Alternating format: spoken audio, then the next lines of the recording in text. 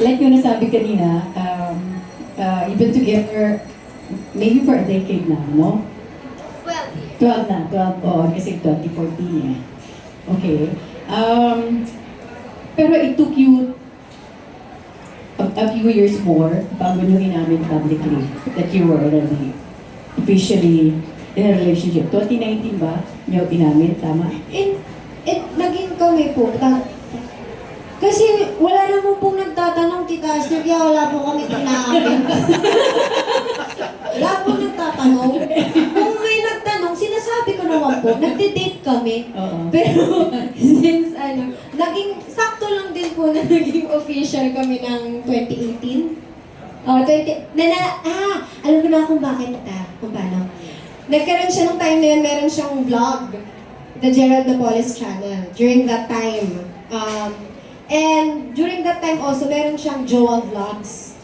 Kasi parang, tama ba, nung nalaman na ng mga tao, kasi nagkakaroon din siya ng a day in the life, if I'm not, correct me if I'm wrong myself, kung tama ba itong pagkaalala ko. So nalaman na ng mga tao na nagde-date kami. So that's how I think. Kasi meron mga nagsabi, sila pala, ba't di nila sinasabi? Sa isip ko, di yung tinatanong!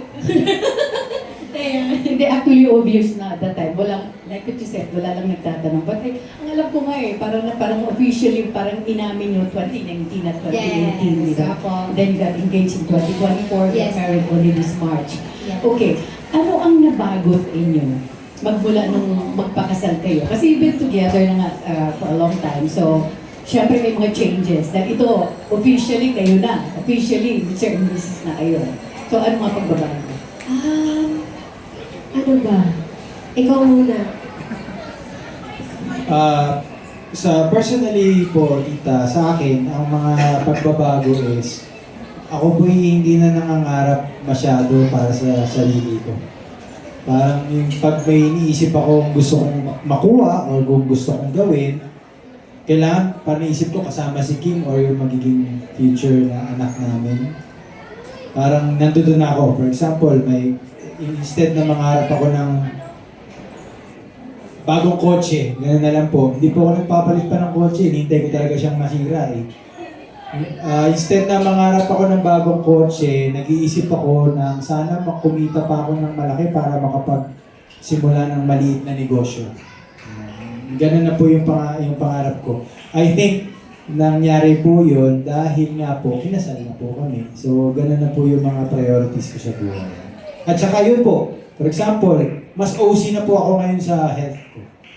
Kasi 40 na ako eh.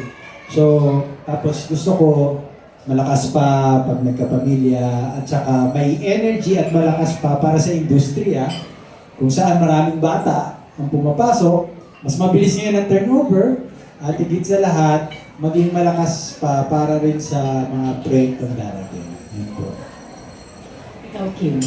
Ako, Tita, kasi since nga we lived together before pa kami, we got married, and in a way, yung finances namin, alam na rin namin, nagtutulungan na rin naman kami. I think, same as kay Je, nung kinasal kami, ako, hindi ko alam, ganun pa, maalaga na po kasi talaga ako kahit sa friends ko. Mga aso ko nga, sobra ako mag-alaga, di ba?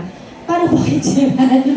O kaya sa magiging anak namin. I mean, kasi sabi ni Gerald, mas OC na siya sa health. Like recently, nagpa-general check-up na siya for the first time. Yay! So, ako naman, pag pupunta siya sa work, ayokong manghimasok, pero tatanungin ko, may pahinga ka ba? Yung gano'n, yung para alam ko kung kukulitin ko ba siya ng ganitong oras, tatawagan ko ba siya, or hindi ko na siya tatawagan kasi pag sa set, matutulog na lang siya, yung gano'n. So, I became more mindful of him, of how I would take care of him, kasi naging ganun siya. Naging, gusto ko mag-work ako, gusto ko gawin ko to, gusto ko mag-yes, talaga yan sa lahat. So, I think that's what changed sa akin, sa self ko. Yeah.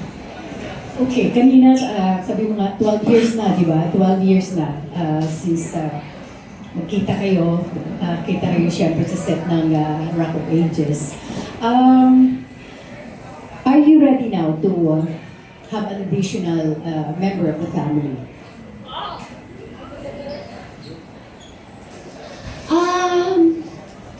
Of course, yan po ay isang bagay talaga that me and Je, we already talked about also.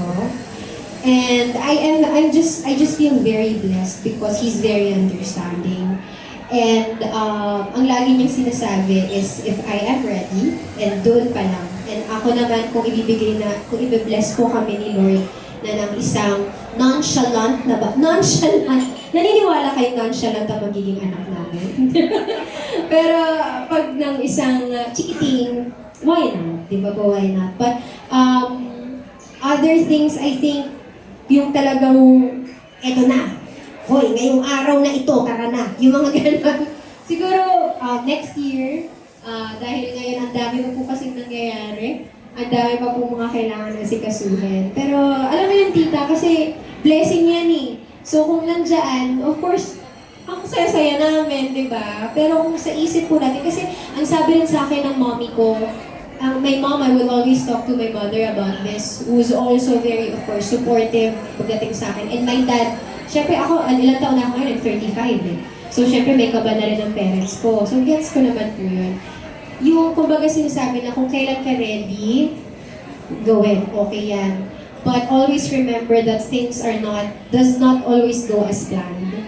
So, kapag ibibigay sa amin, edi, okay. Pero ayan, malalaman nyo rin po ang dahilan very soon kung bakit next year pa. Ayun, baka may masabi ako. Thank you. And of course, congratulations sa movie nyo, Wonderful Nightmare. At saka, of course, yung solo mo, nahuli, yung love mo. That you would want to be with forever. Haba ng buhok? Oo, haba. Tapos yun, parang para siyang parang tailor fit siya nang hindi mo sinasadya. Ganun yung nangyari.